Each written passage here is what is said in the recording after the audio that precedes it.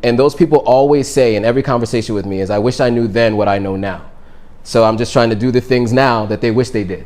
Would you move back to the US? And your answer was? Hell no.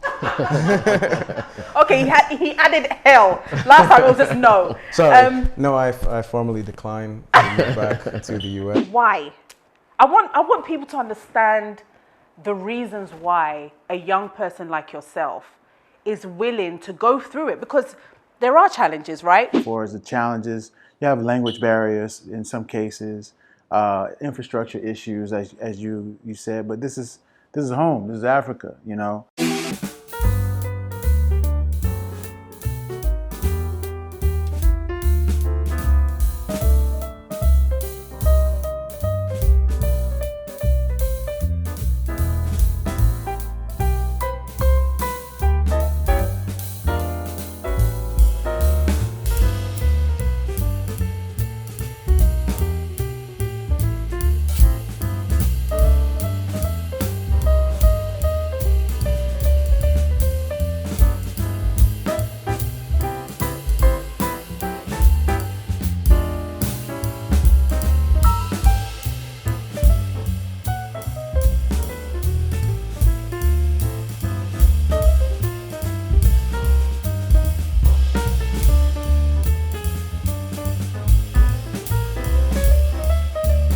Hello guys, my name is Cassandra and I'm here to invite each and every one of you guys to the Diaspora Transition Network. It's a network for everyone in the diaspora to join. Any issues you have with GRA, Ghana's Registrar's Office, Lands Commission, they are here to help, support, and also guide you through it all. So click the link and sign up and join today.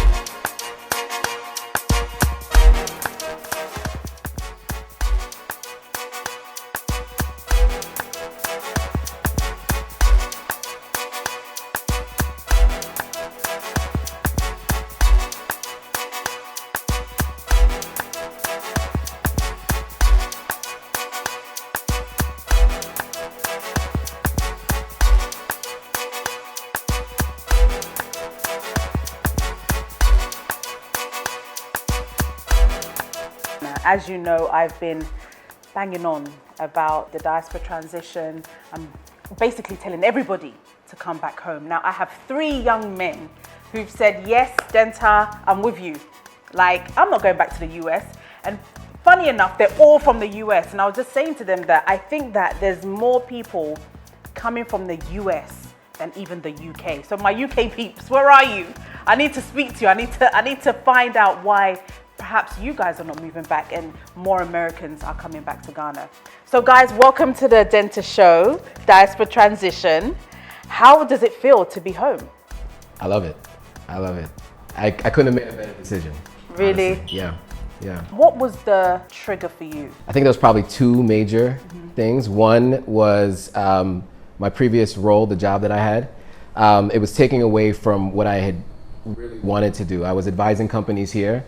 Full-time job, I was working at Hulu. Okay. And it was like one of those things where they pay you just enough not to leave, right? And I had gotten tired of doing work that I felt like was trivial and not really appreciated.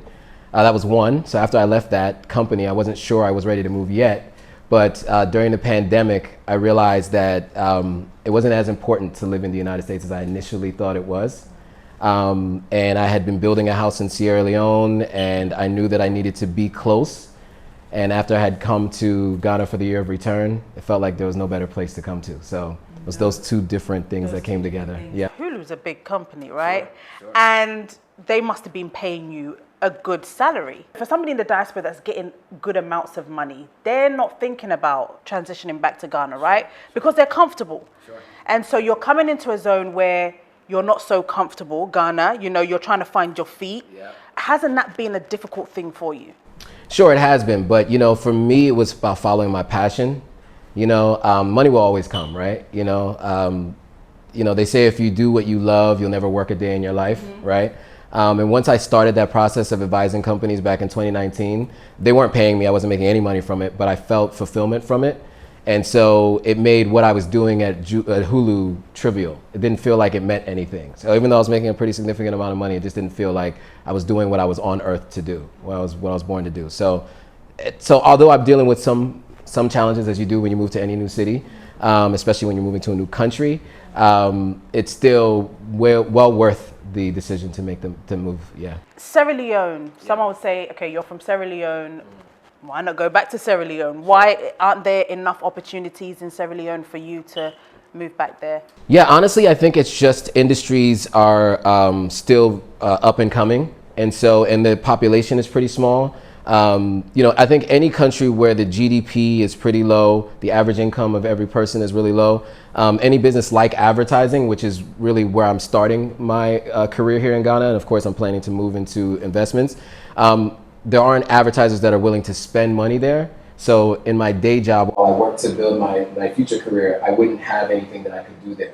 It's just not much of an industry there. Whereas here in Ghana, there are a bunch of different companies doing a lot of advertising. All the major brands here, Coca-Cola, Nestle, all those guys are here and they're spending money.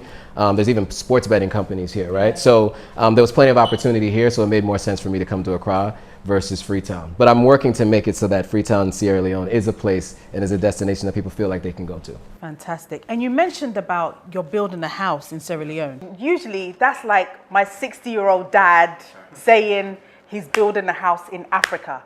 This is a young guy that's just said he's building his house in Sierra Leone. Yep. That's a big statement to make for a young person, honestly, because usually, I don't know if you agree with me, it's always been our parents that are building home in Africa and not necessarily the young people, unless now there's more younger people building houses. What made you do that? I've been following all the folks who talk about building wealth, and the number one thing they say is real estate, right? That's not an infinite resource, and so, and that's the one thing that constantly goes up. And so for me, that was one element to it. And then two, what you just said, it was people who were later in their life moving back to the continent to build. And those people always say in every conversation with me is, I wish I knew then what I know now.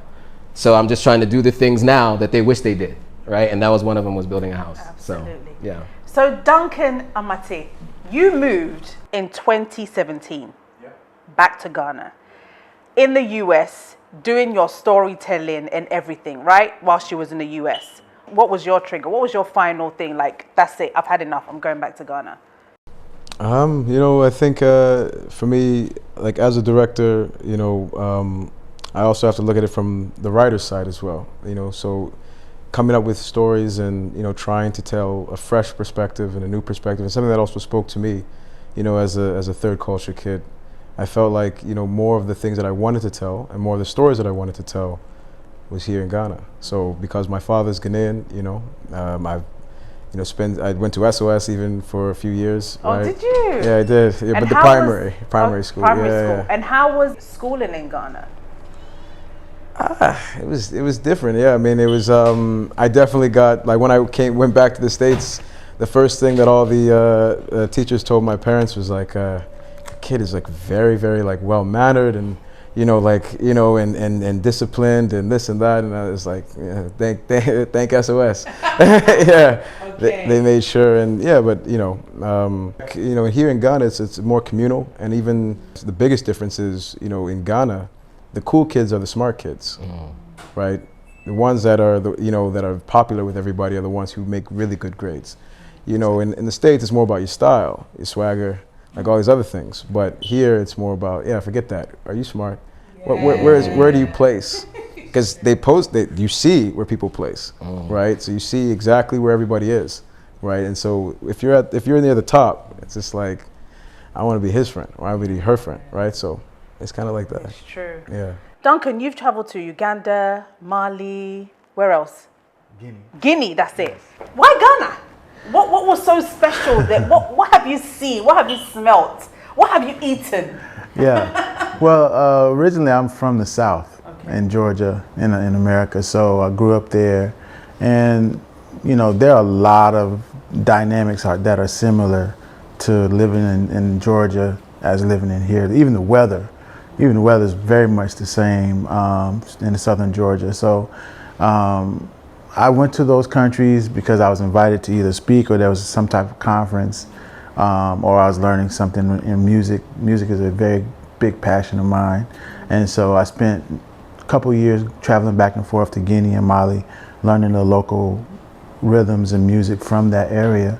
And, you know, seeing that people living in the village and realizing what the quality of life is really all about. It's your family, you have your own land, you're building on your own farms and developing crops and all of these things.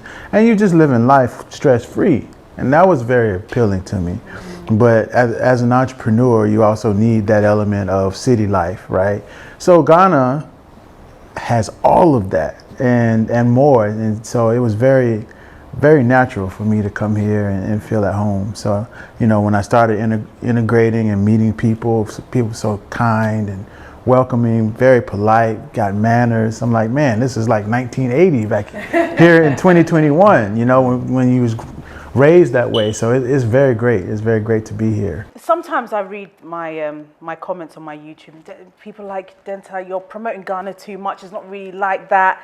You know, it's not all groovy. We've been burnt so many times, and you know, kind of like stop promoting Ghana. But you guys, what you guys are basically telling me is that, because I asked you the question the other time. Yeah. Would you move back to the US? And your answer was? Hell no. Okay, he added hell. Last time it was just no. Sorry. No, I formally declined to move back to the US till further notice. Why? I want people to understand the reasons why a young person like yourself is willing to go through it, because there are challenges, right? You've all been through some challenges, which we'll talk about. But you're willing to go through that. Is it because you've seen the opportunities here? Or is it because you've lived in the US, you've done it, there's nothing more else that you want to do there? You've kind of done it, wore the t-shirt, and that's it. Why? What is your whys? What are your whys? Ghana's home. And I think that for anybody, you know, if we want to take it there, for any black person, right? And somewhere in Africa, that's where you really belong. That's where you're from, right? I think we've done enough to help America and the West in general rise as a civilization, right? Whether it was by force, right? By, you know, exploitation, by, you know, any of those means. We've done a lot. And I think that we look at, you know, our own countries and we've been told that they're so bad, that they're so this and they're so that. But, you know, for me, it's not even about the opportunity. It's really about even the mentality that we're coming to build our own, right? We've tried to build our own in the States, right? People know about Black Wall Street. Even Central Park in New York was Seneca Village, which is also a place where blacks tried to get their slice of the pie, and it was destroyed. Both of them, all of them, every single one. Here, I mean, yes, they can still have those sort of tactics to try to do that as well, but it's much harder here because at the end of the day, this is like, as well, I don't want to maybe make it too mafioso, but this thing of ours kind of thing. It is that. It's the land. When we talk about real estate as well, it's someone that we own this land of ours, right? So I feel like that's also it is. Yes, there's definitely challenges, but for me, I think, especially as a filmmaker, it's not really to look at what it is, right, but what it could be. Right. You have that mentality, you can do anything because there's so much potential. And having these gentlemen here, and you know, we're all here. That's where we can all go, and that's what we can all do. So that's what I feel. And I'm glad you mentioned about the Wall Street massacre, because we have the two surviving woman and man. Mother Fletcher, she's 107, and her brother, Uncle Red, who's 100, flew in from America to come to Ghana. And for me, that's so powerful. Everybody's looking at Ghana, and I think it's a great opportunity for us young people to really change the narrative, because our parents weren't able to do that as much, you know, but we have got a real opportunity to do this. And that's why I set up the Diaspora Transition Network, because I feel like, okay, let's start having conversations, because we've known what it's like outside, right? We've been there, we've done that. We've worked there, you know, we've schooled there as well, and we've seen the opportunities and what they give their people. Right. Okay, so as young people, if we sit around the table with all of us, people that are trying to come, people already here, we can change Africa. Absolutely. Yeah. You know, we've always heard about the American dream, and it's stuck in your mind. And that's why us in Africa are always looking to go to America, because we've heard about the American dream. Right. But really, it's about us looking at the Africa vision. You know, where do we see ourselves in 10, 20 years' time? You know, what are we teaching our children? Are we patriotic? I want to come back to you, Joe. What are some of the challenges that you faced? And have you even seen opportunities through that challenges? Through the challenges? Yeah, absolutely. I mean, and first let me just say, you know, I think being in West Africa, at least, because that's only where I've been, it's like being in the Industrial Revolution in the United States in the 1920s and stuff, or I guess the 40s and 50s. As the US became a world power, I think a lot of the things that they saw and things that were happening there is like what's happening here now. And I think that one thing that happens a lot is other countries and cultures catch on to it and start to take advantage of it, and we end up catching on to it later. And so when I first started coming here, I noticed that there were a lot of other people from other cultures, Lebanese, Chinese, Indians, building businesses here. And they were doing it long before it was visibly something that you can generate income from, right? And so they realized it early. So I think it's up to us to get here now and do that as well. But because, and that's bringing it back to your question, because it's still early, there are some challenges. There may not be the infrastructure here. So so we're building it from the ground floor and maybe even below the ground floor, right? Underground, right? So, you know, sometimes there's some mentalities that need to change. There's some cultural differences. And then there are just some, I would say just kind of like environmental challenges for certain issues. So I think it's a little bit harder in some ways, but then it's also a little easier in other ways, right? I mean, I don't think you're judged by your color of your skin. You're judged by the content of your character. And I know that's something Martin Luther King said, but I actually see it here, right? I don't feel like I have to be someone else when I walk into a room to make myself more palatable to those people so that they would then give me the opportunities that I rightfully deserve, right? Where I can just be myself and move through the world the way I want to move through the world. And so I think that that's been a big change for me. And because of that, it makes everything else easier, right? So even though I'm dealing with some challenges here and there, it doesn't even matter to me because everything else has been so much easier. Wow. So yeah, that's what I would say. As far as challenges, I think, you know, us coming from America, we face a very broad band of challenges, right? And I would say it's more of a proving ground of how to adapt to certain situations. If you're an international traveler before coming to Ghana, it's a bit easier to assimilate because the people are peaceful. The environment is peaceful. You know, we don't have any control over traffic, but I'm from California. So I know traffic. Going to 405 at 4 o'clock in the afternoon, that's real traffic. So for me, you know, it's more of a more easier way to deal with things as far as the challenges. You have language barriers in some cases, infrastructure issues, as you said, but this is home. This is Africa, you know. And as far as from the travels that I've seen, Ghana has some of the best infrastructure by far than some of the other countries that I've been to. So, you know, and there are things that are in place to make drastic changes to that infrastructure. So I'm just enjoying the journey, and I'm glad to add value here where I can. So, yeah. Awesome. But let's talk about your techpreneur, okay? I know that cryptocurrency is a bit like, it's still quite new in Africa, Sure. Okay?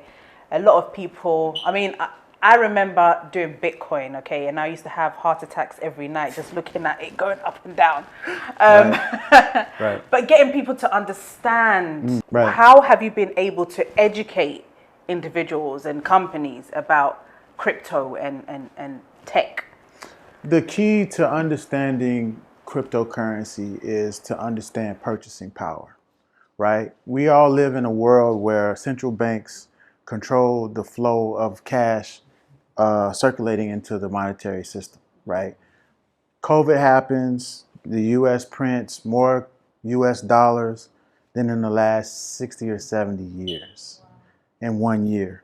What is happening? Well, that drives the purchasing power of all those dollars pounds, euros, CDs, down.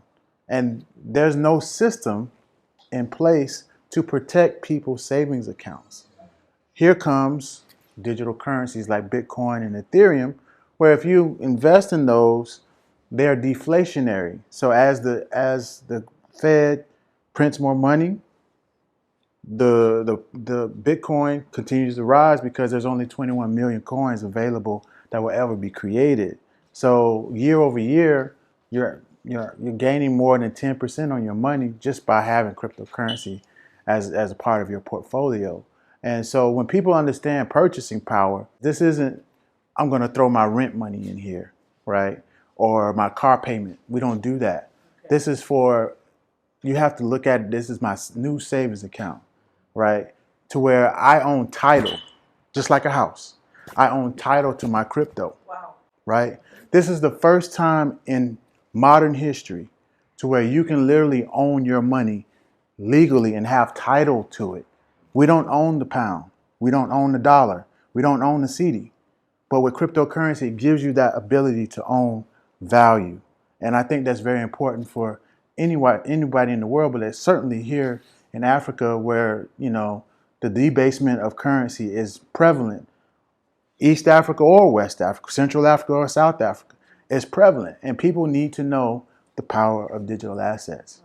And I think also when you look at even like mobile money now, it's not money that you've got physically, it's just hanging somewhere, right? Yeah. So you can see that we are definitely moving into that, and we need to be more educated on it. I think we're just frightened by the numbers and the way that there's so many of them. And is there anyone that's made, an African has, done a coin, or is there any, have you seen any on the market? The closest thing that we have is Akon. Okay, Akon's got one. Oh, the Acorn. Acorn, yeah. But I don't think they need to really push that narrative. I know they're focusing on building first in Senegal. Huge fan of Akon and his team. But that's really the only one that I'm personally aware of. I'm sure there are others, but that's the one that I know of.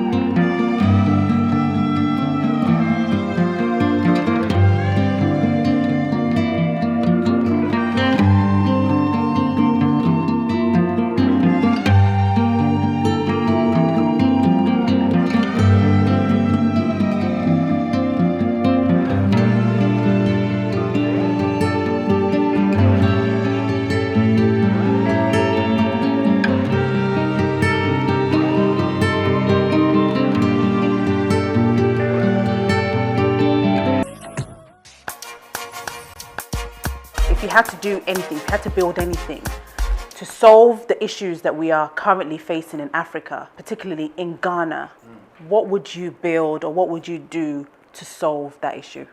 I'll start with you, Joe. I think I would say digital literacy. I do know that people know how to use WhatsApp, Facebook, but Excel sheets, some of the basic things that are important for global businesses, there is a little bit of a lack of knowledge on how to use those kinds of things. Even beyond that, all the social platforms, because I think there's a fear of even cryptocurrency, right? Because that's even a step beyond even some of the basics that people are used to using, let's say in the West and other places. So I think that solves a lot, because most of this world revolves around what happens on the internet. And so I think if more people understand how to use it, it helps to advance you as a civilization, as a culture. For me, I believe that stabilizing the economy of Ghana, not for now, for the future, right? And you do that by doing some very uncomfortable things as a politician, as a government, but it also sets you up to be a world leader, a superpower in the future. And you do that by accepting blockchain technology in your country. El Salvador passed a law a couple months ago saying Bitcoin is legal. Since then, the corporate applications to be a company inside of El Salvador has gone up 500% in a couple of months, right? In Ghana, the people hustle day and night to make money, right? I mean, it could be 10 o'clock at night, you'll see somebody walking up and down the street offering some type of product or service that you can buy. If the people had more jobs available here to sink their teeth into, it will make an economic boom. So I think accepting digital currencies in a very practical way, in a very open way that the government can monitor the transactions, will bring so many trillions of dollars to Ghana. It will really revolutionize this country. Secondly, I've only been here since January, and I just secured a 2-acre farm.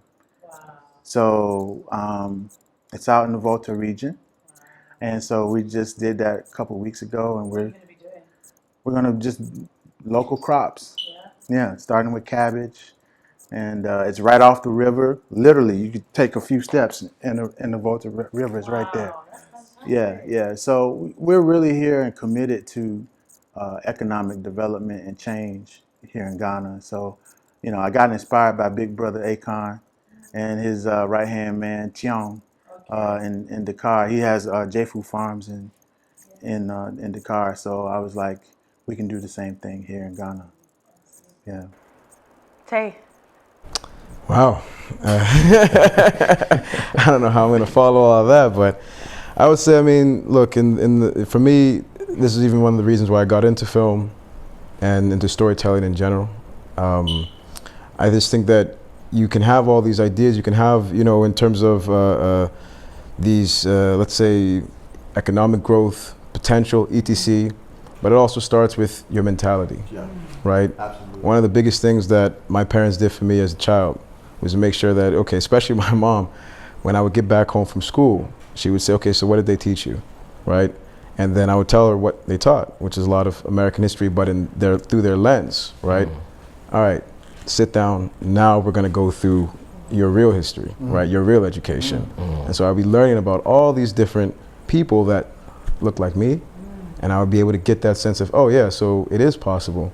We are this kind of people, we are nuanced in this way. We're not this sort of one blob, right, of let's say a stereotype or anything. There's a lot of nuance to us. There's a lot of great characters that we have to explore. So I think that people need to see more images of themselves, right? Because I think that even in Ghana, we do this a lot. We sort of homogenize, let's say, a leader. Like we bring, like it's like you just see Nkrumah and then that's it, right? We don't know about people that even helped him get to where he was. We don't think about the other people, the people in the, let's say, even in film, we think about the director. We don't think about the crew, right? That were all there, that all had to suffer as well. We just think of the head, right? So then if someone was to take one of us out, just take the head out and then everybody else dissipates, kind of thing. There's that mentality, right? So I feel like, going back to the question, if I were to say what I would build is, maybe I'd start with more exhibition opportunities. Here we have Silverbird in terms of the big, opportunities, but they're seen as more of a, a luxury. Film is seen as a luxury. Enjoying our own content is seen as a luxury, right? We don't have enough places to even distribute, right? That's how film makes its money, right? It's actually not through, like, you can have all this content, but if your distribution channels, even if you release things on YouTube, etc., it's like, but YouTube is taking a big percentage of that, right? So it's like to even own more distribution channels, both digitally, but also I know with COVID and all it's really taken a hit to all the different chains and whatnot. But I would say definitely even physical, because cinema is that was the lure of it anyway. It was that you can go with a packed house and have this communal experience of watching something.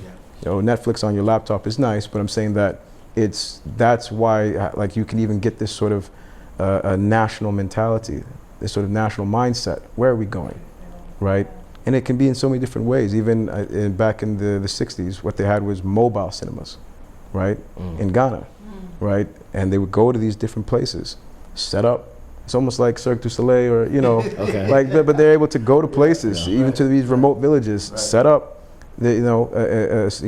screening, and then boom, you watch, and you can learn what's happening all around, right? And most importantly, make sure that it's affordable, right? For the average Ghanaian, 50 cedis is a lot. Saying for us, we come in, we have our dollars, we exchange. Oh, that's like $10 or $8. But I'm saying, when it hit me, I remember I was here for like maybe 4 or 5 months. This is back in 2017. This is before the East Legon Tunnel got changed, right? And it was still that sort of, cattle. Yeah, exactly. Cattle passage kind of thing. And at that time, because it was expected that there's going to be that terrible traffic there, they were selling atomic wache. I bought some. I was coming from a meeting in Trasaco, and I was coming back, and I bought some. And in there, wache, fish, boiled egg, spaghetti, plantain, salad, with beans, right? And they gave me a bottle of water. Not even the sachet. They gave me a bottle of water. All of that was 10 cedis. Wow. 10 cedis. Wow. Yeah, and gari as well. And gari. And shito as well. All of that, 10 cedis, right? That's like $1.5, like $1.80, right? So you had fish. Fish. You had meat. Meat. You had willy. No, they didn't have welly. Oh, no willy. No welly. Oh, sorry about that. then you should have given them back. No willy in the wachi. No welly in the wachi. Oh, they had it with disappointment. The fish. Yes, but they had all of that. 10 cedis, 1.8, right, or $1.80, and it made me think. Okay, so 50 cedis is 5 of those. So if, in my mind, if I'm the average person, I have to trade 5 of those meals, and I ate that at 8:30 a.m. I didn't need to eat until like 6 p.m. Right. And I had fruit because I was just feeling like that was a lot, And I'm just thinking to myself that if we have all these, let's say, places for entertainment, and entertainment is very important for the morale, for motivation, and even hope, right? The idea that you can go, and especially you can go very far even within your own country instead of having to leave and then come back when you're maybe 50, 60, right? You can actually stay and you can make it here. Why? Because I'm seeing people do that. How do we know about America? Most Ghanaians. It's through their films. Most Ghanaians have never been there, but they have, where we think about the American dream. They have American accents in the village. Do you understand? Just gotta watch because a film. Yeah. by watching film, you're absolutely right. Yeah, so I think, there has to be a way that we can sort of raise the ground floor in a way in terms of their mentality and their perspective. That's something that my producer Ike and I really stand by. Is by trying to make sure that the local Ghanaians as well, the people that are here from here, they're also empowered. They're also strengthened, right? And especially their mentality is also strengthened. If we have, we can have a core group of diasporas as us, come in maybe, but we're like 1%, 2% of the population. We need it to be where we can sort of be that seed to spark the flames that, or to get that sort of infectious sort of, now everybody's thinking the way that, we're thinking in terms of how we see ourselves, right? And so I think that's the big thing. I would say somewhere in the exhibition markets, but making it affordable, making it where 1 cedi, 2 cedi, you can watch a film, right? Because then everybody will do that. And so for me, if you get 10,000 to watch 50 city movies versus you get, 15, 10 million people to watch 1-2 city movies, right? A lot more revenue will be there. And in the States, it's that mentality as well. They make sure that film is the cheapest form of entertainment, right? It's cheaper than a concert. It's cheaper than going to the club even. It's like the perfect, that's why they say it's a perfect date. Because it's really affordable, right? And you both are enjoying something. So even if the date goes wrong, at least you enjoyed the movie, right? So I'm saying it's to have that mentality as well, I think, and it starts with exhibition. How even Hollywood blew up, it was vaudeville and theater. And all those, theater houses that they had, they just transformed them into cinema houses. But they already had the exhibition capacity. They already had the exhibitionary infrastructure before cinema was even created. So that helped them. It was actually the people that owned those theaters, that financed the early parts of Hollywood in production. So start with exhibition, then move to production itself. Absolutely. And back to storytelling, I think that we have a lot of work to do in terms of putting out positive stories. Okay, when you look at the Anansi story, that's our Spider-Man, and they've done it into a positive person, whereas the Anansi here is the bad one. He was a crook. Like, we've got our Yasantua. I was talking to you about Yasantua is our superwoman. And we haven't created a story around her. When you look at America, all the good people were always the whites, or the bad people are always the black people. And what you see will definitely be something that you keep in your mind. So I think that more positive stories need to come out from Africa, because we do have positive stories. Even still, our Kwame Nkrumah story hasn't really been put out there. Malcolm X was in Ghana. Martin Luther King came to Ghana. What is delaying us from sharing our own stories? The field that you are in, you've got a big task, Tay. He's going to help me out with the finance. Don't worry. I love it. And that's why I built the network. So that we can do some of these things. Because we have got so much skill and so much knowledge that we've picked up. Not to say that the people on the ground don't, but we can connect that. And like you said, spark it, And I think the time is now. There's no other time. Look at his beard. The time is definitely now. So when you go around, no one's talking about your beard? Oh, it happens all the time. What People they ask say? me what I put in it. Really? Yeah, like I didn't do anything to make it grow. I just do things to maintain its look. Right. So if you don't have the beard, if you don't have it, it's not coming. Right.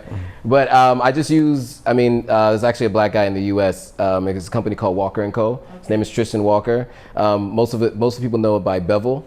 Nas had this song Signature Blade with the Bevel Blade. Signature Fade with the Bevel Blade. There's that song he did with DJ Khaled. He invested in it. Nas invested in it. This guy's from Queens. He got a bunch of venture capital money, and he put together like a whole like a facial cleansing system for people of color and a shaving system, and then eventually he did beard maintenance. And so I'm a big supporter of his, so I buy all his beard products. Do you play at night and then open up in the evening, or what? No. I saw you combing it. It was just like, yeah, I have a pick for it. I use a pick on it. So really it's like a real process though. So there's a balm, there's a conditioner, and so I use a conditioner in the shower, I use the balm afterwards, I use the oil afterwards. There's a lot. It's a lot. But it's the system that Tristan Walker put out. It's like these are the 3 parts. I just follow the instructions and I use it. Wow, so you won't complain when your wife is taking long to do her hair. Now you understand what we go through. And I used to have locks before too, so I understand what it's like for women to take a long time to do their hair. But I will say this though. I knew how much time it took, so I made sure I had enough time beforehand to do it. Big. So I was, my man. You know what I'm saying? So I do still complain. Because if you know you got to put your makeup on, it's going to take you an hour. And a half. An hour earlier. Hour and a half. Shots fired. But I do understand the length of time it takes. I do. Okay, so whilst you've been here, just to end the show, I want to know from you, actually 2 things. Your favorite foods in Ghana that you've really, really enjoyed. You know what I'm saying? Joe. I will say jollof rice, but I will say it with a caveat. I'm in a room full of Ghanaians. Go on, I love Sierra Leonean jollof a little bit more, Do you but know what? I like, love Sierra Leone. You guys have the best jollof rice.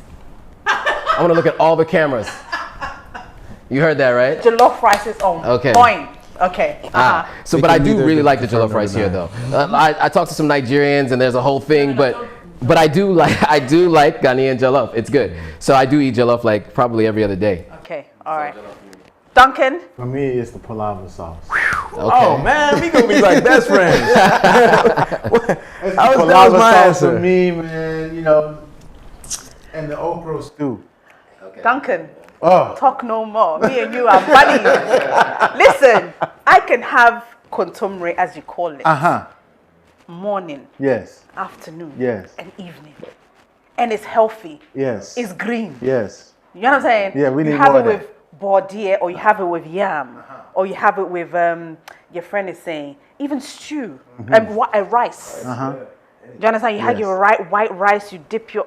Charlie. Now I'm getting hungry. Me and you, yes, snap. That's it. That's it. That's it. The palava is there. I would say if I wanted to go for a clutch meal, my hamburger and fries of Ghana, corned beef stew and rice. Do you know what? That's my son's favorite. It's It's a nice one corned beef too. stew and rice. What they do is they put a lot of ginger and garlic in there, and they also even cook like you can drop an egg in there, and then mix it up and whip it. It was something my grandmother used to make. Yeah, with fried plantains on the side. Oh, You don't come here for no. you don't want the smoke. I'm telling you, corned beef stew and rice, when you have it right, it's like when somebody could cook it right too, and it's quick. It's quick. Yeah, that was actually the first meal I learned how to make. I was like 10 years old. Oh wow. Bam. So it's my specialty. It's like when I want to do something quick. Nice one. One thing that you would advise somebody before moving back to Ghana, what would your advice be? Just one thing that you would tell them before they set off to move. first thing I would say is ask yourself, what value can you bring to Ghana? Yes. What value can you bring? What is your network? What resources can you pull in to help elevate this place instead of coming here to just take? Thank you, Duncan. Oh, preach. Tay? Come with humility, come like ready to learn, right? I think that the biggest thing for me was being able to partner with somebody that I felt shared the same vision, learn from them as well, not coming that, okay, I'm coming from the States, I got more knowledge than you, I got this. Sometimes you can have all the book smarts, you can have a lot of that, right? But it's really about finding people that know the culture, know the tempo, know even how to have access to that. And to be honest, I probably wouldn't be anywhere near where I am today if it wasn't for my producer, Yamoike, right? Who is that person for me. So that's why no matter where I go, like he's probably there with me, Your right? twin. Yeah, my twin. So it's like, I think that it's also coming in to make sure that, like, Duncan was saying, you're adding value, but it's like, so in order to do that, you have to really like embed yourself, connect yourself to the people. Once you have, for me, it's like, once you have that sort of connection with the people, you're not going to want to leave. Right. That's why when I say, are you going back? Hell no, it's because of that. When you have that ties, when you have that strong bond, and you start to even understand, right, where they're coming from, you have that empathy, because a lot of us, we can come in and maybe have that sort of like, why are you like this? Why are you like that? Why do you guys think this way? You can have a very negative outlook on your own people, right? Yeah. But it's like when you come in, just feel, okay, I want to understand. I want to understand what's going on, why, and you start to realize, oh, that's why. You can identify problems quicker, and you can also come up with solutions faster. Yeah, I'm going to piggyback off that a little bit. I think come with an open mind, right? You're moving to a place in the world that's very different from where you've come from, especially if you're coming from the West. So come with an open mind, come with humility. I think that's really important. And don't try to change people, right? This is a culture and a world that has been here long before America. Yep. And so, or even England, the way it's currently structured. So I would say come with an open mind, be willing to learn, and be humble, for sure. I love the idea of coming to offer value too. That's huge. Yeah, amazing. That's a big one. Yeah. And are you all in a relationship? Oh wow, we went there. You just went there. Yeah. You weren't expecting that, were you? Okay. Are you in a relationship like what? Oh no, not like that. No, they understood what I meant. Yeah. But they just, the way it came out. I Rachel don't want to answer, but please. know, I'm up there. Get us in trouble. Yeah. First of all, I mean, look. Wait. He just said multiple women are stroking his beard. He can't even say anything. Because the moment he says anything, he's in trouble at some point. 3, 2, 1, action. So are any of you currently in a relationship with anybody in Ghana? And how has the relationship scene been in Ghana for you? I can neither confirm nor deny that the status of my relationship. I would like to defer to my lawyers. And you can talk to them, quite frankly. Duncan? Oh my goodness. No, No what? not at this time. Not at this time. Yeah. But are you looking? Sure. Yeah? Yeah. Open-minded. You've seen some nice Ghanaian girls. Yes.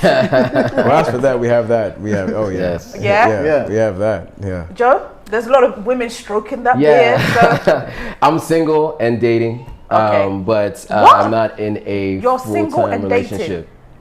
Yeah, like I date. okay, Yeah. but you're not in. Yes, I'm actively dating, pursuing a relationship long term. Okay. But I'm not in a relationship currently. Amen. The way he's put that. Okay, that's Smooth. good. That's Like butter. You, that you're sitting there. I should talk to your lawyers. I got them on speed dial. If you want me to call? Yeah, call them. Ladies and gentlemen, I hope that you've enjoyed the show, the conversation about us diasporans who have moved to Ghana. And I hope that it will inspire you to come home, experience it.